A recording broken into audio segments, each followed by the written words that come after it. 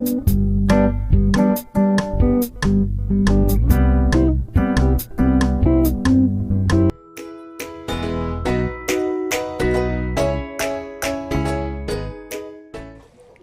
guys, welcome back sa ating channel.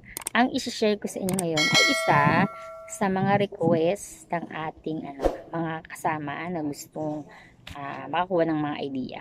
Ang isa sa nag-request dito ay si Ma'am Zuzane Oberos. Siya po kasi may anak siyang 2 years old ngayon. Kung pwede raw gawa tayo ng parang sample or idea kung paano gumawa ng panglalaki naman guys, kasi common tayo sa pambabae. Ngayon panglalaki yung gagawin natin. Ito guys, pakita ko lang sa inyo, ito yung nagawa ko na. Mamaya papakita ko sa inyo kung paano ko siyang ginawa. Kasya to guys sa 1 to 3 years old. Kaya lang guys, mag-a-adjust tayo depende sa tangkad ng bata. Ito kasi sinukat ko sa 3 years old kong anak. Medyo payat lang naman din kasi siya, kaya medyo maluwag pa to sa kanya. Tapos sa haba, sakto lang siya kung pambabae.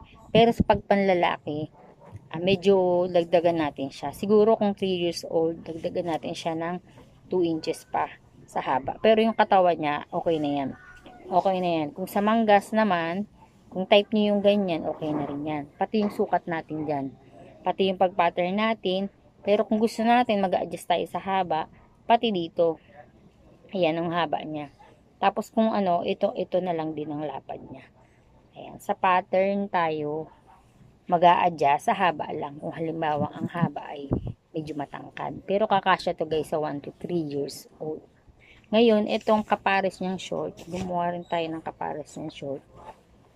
Hindi ko lang alam kung maisasama to sa video, pero siguro ibubukod na lang natin siya. Hiwalay na video na lang ang paggawa nitong short na kapares niya. Ayan guys, ito. Ano siya, open. Ang ginamit ko dyan is snap. Para hindi na tayo magbo-button hole kasi maganda yan pambata. Madaling ikabit. Ayan. Plastic snap lang siya. Ayan. Bago natin simulan, gusto ko munang magpasalamat at mag-shoutout sa lahat ng member ng FB group, ng Joe Modesta Group. Happy Sewing. Shoutout po sa inyo dyan. Sana magustuhan nyo rin itong ating gagawing video para sa ating anak na panglalaki naman. Tara, simulan na natin. Ayan, sa paggawa ng pattern, gagawa lang muna tayo na pinaka-base niya. Dito sa taas, ang kukunin natin dyan yung ating shoulder. Ang ating shoulder 9, ang kalahati nun 4 and 1 half. Dyan sa 4 and 1 half, or dito sa taas, magpasok din tayo or mark din tayo sa 2 inch. Tapos angat na lang natin siya ng mga half inch.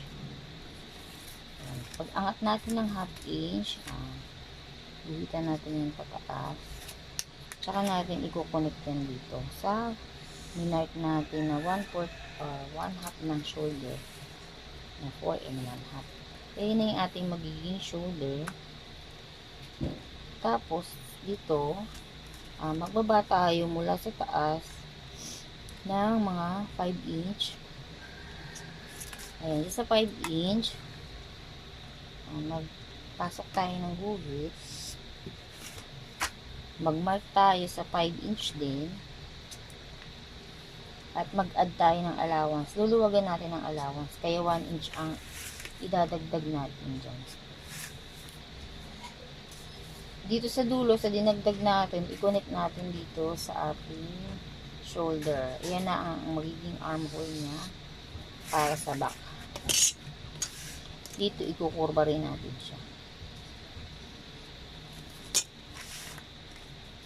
Ngayon, yung kunin natin yung full length. Ang full length natin ay mga 11 lang. 11 inches. At diretso hindi natin ang guhit. Kung anong sukat nito, yun din ang sukat dito. Ayan. Dito dapat ay 6 inches. Dito 5 plus 1. Kung anong sukat niyan, yun ang ibababa natin. na lang. Kaya magandang gamitin itong ating angular. Napapantay natin yan. Lalabas na kung anong sukat niyan. Yun din dito. Pag tinapat natin ito na diretso dito. Ayan na siya. Ngayon, ito na yung ating back.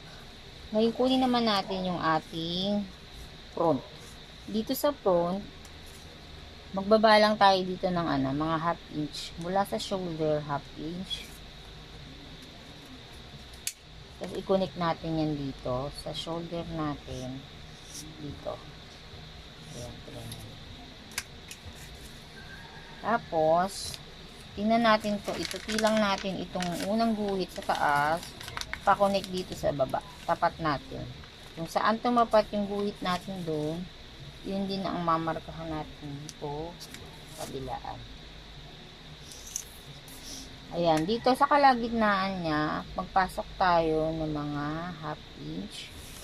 Para iyan, i-connect naman natin. Mula dito sa minark natin para sa front hanggang dito sa kilikili niya. Yan yung ating magiging front para sa ulo na to. Ngayon, kunin naman natin kasi ang kanyang neckline ay 9. 9 nga ba? 9 or dapat ito sukatin natin. Ang lalabas dito dapat 11 pala, 11. Dapat dito ay 5.5 kasama itong front. Lalabas siya dito sa 2 and pag mula sa taas 2 and 1/4. Diyan i-kurba natin yan. So, 2 and 1/4 pa connect dito sa ating ginawang front na shoulder.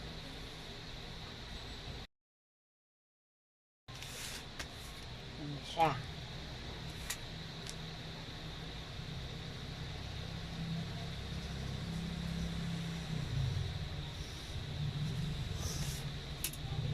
Dito guys, sa full length niya, mag-add lang tayo or mag-angat lang tayo dito ng half inch.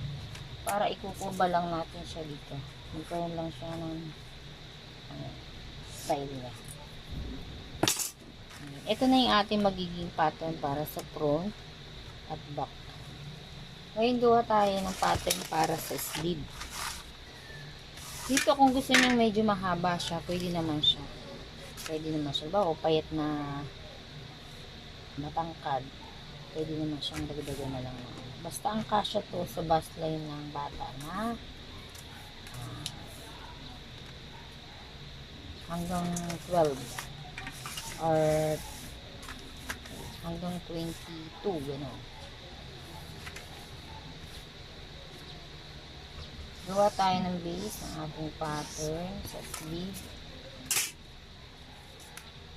Baba lang natin siya sa 5. Tapos sa kalahati ng 5. Ayan, 2/1/4. Connect natin yan mula dito sa papunta sa kanto. Tapos divide natin siya sa 2. Diyan sa 2 or sa kalahati. Ayan, pasok natin dito sa bandang baba ng 1/4. Dito sa tapat ng gitna mga 1/2 at dyan. Ngayon ikukurba natin siya. Igamit lang tayo ng French curve. Tapos ang full length niya, kung dito pinasok natin ng 2 and 1/2, at least maglabas tayo ng 1 inch. Kaya dito 3 and 1/2. Tapos diretsong guhit pababa.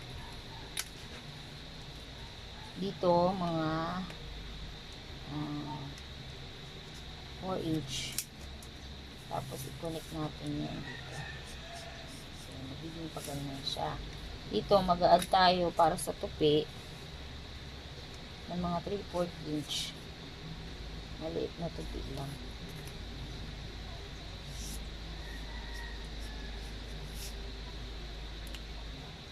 Sunod, gawin na rin natin. Turo ko sa inyo kung paano gawin yung collar niya na Chinese collar. Ito, maglagay lang tayo ng guhit pa ganyan. Tapos, dito sa dulo, angat lang natin ng mga 1/4 inch. Ayan. So, 1/4. Kurba natin yung gamitin natin yung hip curve. So, sukatin lang natin kung ilang inch to. Kasi, ayun din ang ilalagay natin dyan. Bawa ito 1 and 1/4. Ayun. Kung saan yung 1 and 1/4, tapat natin dun yung dulo ng 1 and 1/4 sa inangat natin. Ayun din tayo mag-mark. Tsaka tayo magkukurba. Try ko lang ito kung pwede. Ayan. Kukurba natin siya paangat or paakyat dito sa inangat natin. Tapos, gagamit tayo nito para naman i-connect natin papunta dyan. Ayan, magiging ganyan siya. Sukatin natin dito yung 11 na ating neckline. Pero dito guys, pwedeng lumaki pa yan. Pwedeng lumaki pa yan. Kaya, pwedeng ihuli natin siya sa pagtabas pagka tatabas na tayo ng ating tela. Pwedeng buuin muna natin yung parang pinaka-polo niya or body bago natin tabasin yung polo para sa pagkasukat siya. Ngayon, tatabasin ko na siya. Dito hindi na tayo mag-a-allowance sa taas. Dito na lang tayo magtatabas ng may allowance hanggang dito. Lahat yan tatabasin na natin ng may allowance. 1/4 to 3/8 lang ako nag-a-allowance. Nga pala guys. Dito pa pala. Maglalabas pa tayo dito ng 3/4 inch. Kasi maglalagay tayo ng opening sa harap. May butones ito. Kaya kailangan natin mag-add ng magpapatong kasi yan. Pagpapatungin natin para makasabit ng butones. Kailangan may ganyan. Ayan. Mag-a-allowance na tayo dito.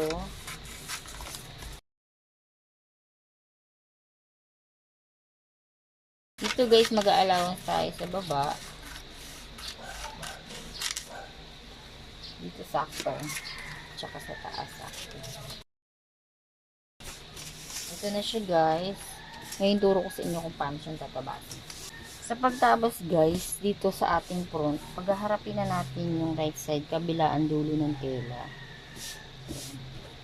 Tupi lang natin siya ng mga 1 and 1/2 inch. Tapos itatapat natin diyan yung ating pattern. Magmamark tayo or magte-trace tayo dito sa front natin. Ito front, shoulder front, at sa armhole ng front. Yan ang mga susundan natin na dapat ma-trace natin. Ang shoulder at sa armhole. Ngayon, pag tinabas natin yan, maglagay na tayo ng sewing allowance 1/4 inch. Pati sa shoulder, pati sa armhole. Pero dito sa side, as is na yan, pati sa laylayan. Ayan, ito na siya. Mag-mark lang tayo dito sa ating pinakatupi. Hanggang sa nakatupi. Diyan din natin itutupi mamaya pag hinahina natin siya. Ngayon yung back naman. Kaya sa ating back, itutupi lang din natin para magkaroon ng center fold. Tapos itutupi na natin itong pinasobra natin na 3/4. Kasi back na ang ating gagawin.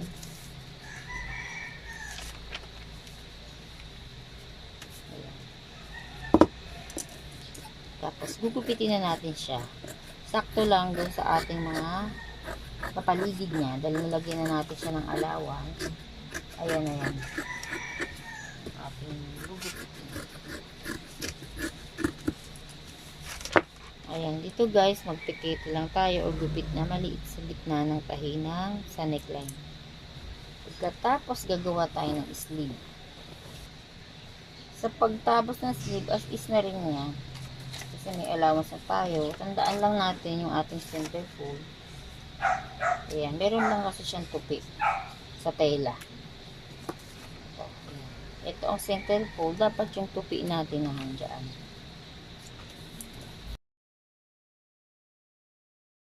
Ayan. Pagtabas lang ng sleeve, dapat meron tayong center fold, yung diretso na to. Nakatapat yan sa tupi. Sa tupi ng ating tela. Ngayon, etong ating collar. Tingnan ko lang kung okay siya para makap na natin siya. Pwedeng ikat ko na rin siya.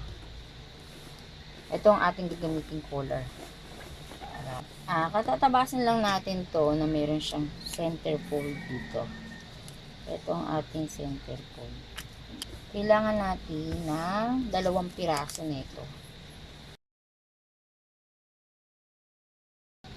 Ayan, maglalagay lang tayo ng allowance dito na lang sa baba. Mga 1/4 o 3/8.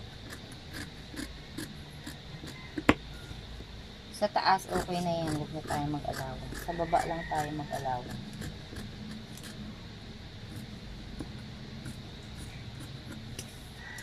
Pero kung halimbawa, nakatabas kayo, tapos, pag ilalagay nyo na dun sa ating damit, hindi maglapat, pwedeng magtabas na lang kayo ng bago na masukat na nung ating ginawa.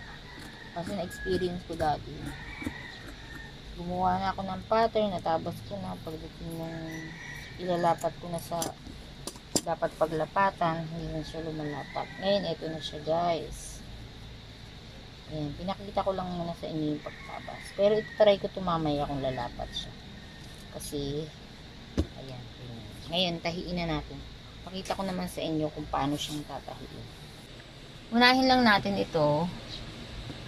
Pagdugtungin lang natin yung shoulder. Ito yung front. Ayan, nakapatong na siya dito sa ating back. Ngayon, napagdugtong ko na siya guys. Hindi ko na video. Ngayon, i-edging ko lang siya. Ayan, after natin siya mapagpatong or mapagdugtong yung ating shoulder, ganyan na siya. Lagay lang muna natin yung ating sleeve. Ating sleeve, magupit na tayo ng maliit dito sa pinaka gitna niya o doon sa tupi. Ayan, ilalagay natin siya dyan.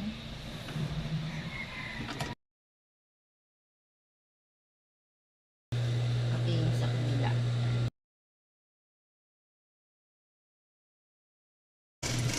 Ayan, after yan, i-edging lang natin siya. Ayan, after natin ma-edging yung sa armhole, pati yung sa dulo ng manggas na edging na natin, tutupinan muna natin ito. Ibubuuin na natin tong body niya bago natin ikabit yung collar. Ayan, pag natupi na natin yan, pwede na natin isara dito sa gilid. Kabila ang gilid. Ngayon, after natin yung maisara, i-edgingin natin yan sa kabilaan, pati itong ating laylayan. Ngayon, after natin siyang ma-edging, pwedeng itupi na rin natin itong laylayan. Pero bago natin itupi, yung minark natin na yan, itupi natin papunta sa right side. Tsaka natin pasadahan ng 1/4 inch lang dito sa dulo. Pati sa kabila. Napasadahan na natin, ibaligtad na natin yan. Tsaka natin itupi ng maliit lang itong ating laylayan. Magpapalit lang tayo ng sinulid para maikabit natin or ma-prepare natin yung kanyang collar. Unahin natin itong ating peking bulsa. Tahiin lang natin siya dito na nakatupi. Magkabila ang dulo. Pag natahi, baligtarin lang natin. Tsaka natin tahian yung dulo ng tela. Ayan, ilapat natin siya dito. Itapat natin sa bandang kaliwa ng ating ulo. Ganyan. Tingnan natin kung hanggang saan siya bagay. Yan, ganyan. Tapos, ibaligtad lang natin siyang ganyan. Tsaka natin pasadahan dito. Doon sa pinasada natin una, doon din natin papasadahan. Ayan. Tapos niyan, iaangat natin yan dito, pag ganyan. Tsaka natin tatahian itong magkabila ang gilid.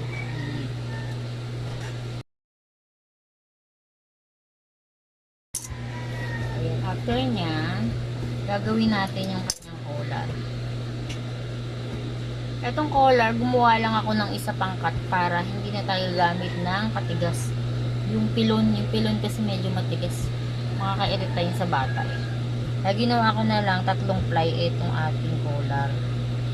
Kailangan lang nasa dulo iyang ating pangpalaman. Ang magkatapat, itong right side nito pati sa kabila, yung magkatapat. Ngayon, isasara natin yan dito sa bandang pakurba. Yan yung pinakaibabaw kasi. Ayan, medyo gupit-gupitin lang natin yan bago ibaligtad. Ayan, babaligtad natin siya dito sa side ng blue or magkaharap natin. Kaya mapupunta na sa gitna yung ating white or palaman. Ngayon, papasadahan natin ito sa gilid, sa dulo, yung ibabaw ng ating tahi sa loob. Ibabaw niya ng 1/16 lang. After natin siya mapasadahan, pasadahan din natin ito. Tapos lilinisin natin yan. Yung mga nakasobra, tanggalin natin. Yan. Pag okay na, itiklop lang natin siya. Lagyan natin siya ng marka sa gitna. Teka, lilinisin ko. Kailangan guys, walang nakalabas na ganyan kasi baka maano tayo na tahi. Ayan. Ito ang ating right side. Ito yung wrong side kasi dito tayo nagtahi sa ibabaw. Ngayon, ayan, ito yung ating body na may ginupitan tayo dyan sa likod. Diyan natin itatapat yung ito yung right side, ito din yung right side magkaharap. Aspilin na natin yan para nakaayos na siya. Ganun din dito sa gilid. Dito sa gilid, mayroon tayong minarkahan dyan. Ayan, dyan natin itutupi papunta sa right side. Tapos itong ating dulo dapat nandiyan mga half inch dapat or 3/4 inch kasi dinagdag natin. Magsasalubong naman siya kahit sa mga half inch lang. Half inch siya papasok mula doon sa minarkahan natin. Diyan natin siya ilalapat. Papunta dito sa kabila, ganun din. Pasok lang natin siya mula doon sa mark sa tupi. Pasok lang natin siya na mga half inch.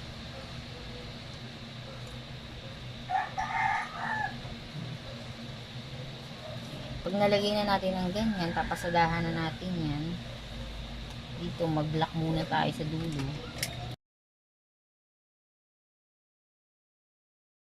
After nyo na-edgingin lang natin ito. Ayan, after natin siya ma-edging, baliktad lang natin yan.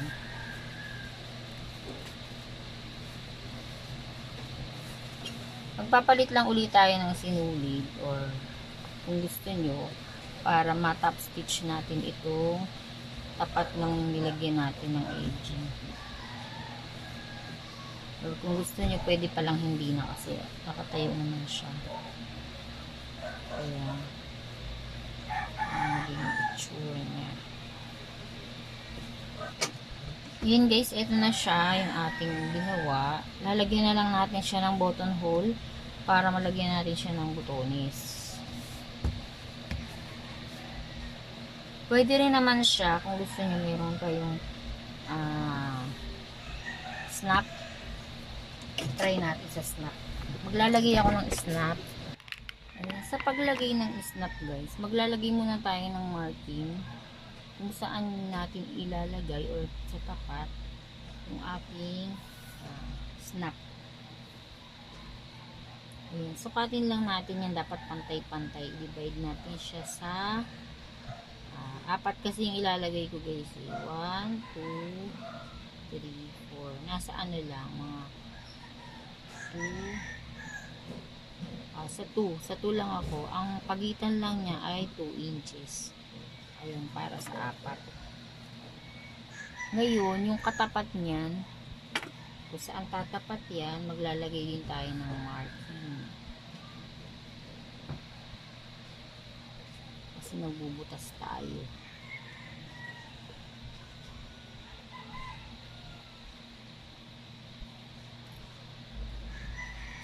Pag meron tayong snap, ayan, isang set yan, meron din siyang pang butas. At pagpaparis natin siya, ang magkaparis ito at ito, ayan. Ayan ang magkaparis. Ito sa ibabaw, ito sa ilalim. Or pwedeng ito sa ibabaw, ito sa ilalim. Ayan, unahin na natin yung sa ibabaw. Ayan, tutusukin lang natin kung saan yung minarkahan natin. Tsaka natin itusok ito, yung parang thumbtacks. Tsaka natin ipapasok naman itong kapartner niya. Sa pag-press, ayan, kailangan lang na ma-center natin. Itong ilalim dapat nakatapat dito yan sa flat. Tapos dapat ayan, ganyan. Yung flat nasa ilalim. At siguraduhin natin na ito ay maigitna natin nasa ibabaw. Ayan, dahan-dahan huwag niya natin i-press para masigurado natin siya na gitna na siya. Ngayon, ayan, pag nagitna na natin, tsaka natin i-press. Ayan, ganun lang kadali. Importante na maigitna natin kasi pag dito tumama yan sa gilid ng bilog, sira na siya. Mahihirapan na tayong tanggalin. Kaya kailangan ay maigitna natin talaga bago natin i-press. Ito ngayon, bubutasin ko yung kapartner niya. Ang pagkabit naman ito, kung dito sa ibabaw tayo naglagay, dito naman sa ilalim. Itong ating parang thumbtacks. Tapos ilalagay natin yung kapares. Siguraduhin din natin na magkapares siya. Di baling mabaligtad ang lagay. Kung dito yung ganitong style o sa kabila, basta magkapares siya. Ayan. Papasok uli natin siya. Igitna natin yung flat sa ilalim. Ngayon yung sa ibabaw. Ayan. Tingnan muna natin. Hindi ko siya diniinan guys. Pinipress ko lang siya ng konti marahan. Para makita ko kung gitna na siya. Ayan, pag sigurado na natin, tsaka natin ipipress ng madiin. Ayan. Ayan, okay na siya. Maisasara na natin yung magkapares siya. Ganun lang kadali. Kung wala tayong pang button hole or hindi tayo marunong, ayan, pwede na siya. Ngayon, kabit natin yung iba.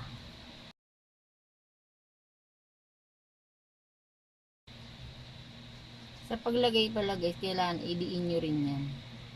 Pagkapatong nyo sa may matubis, idiin nyo rin muna bago nyo i-press. Tapos na natin ibabaw yung ilalim naman.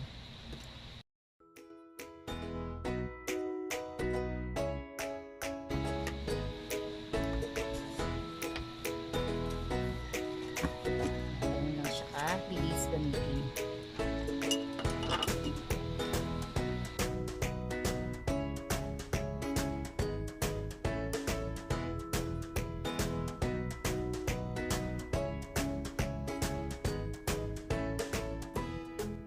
Thank you.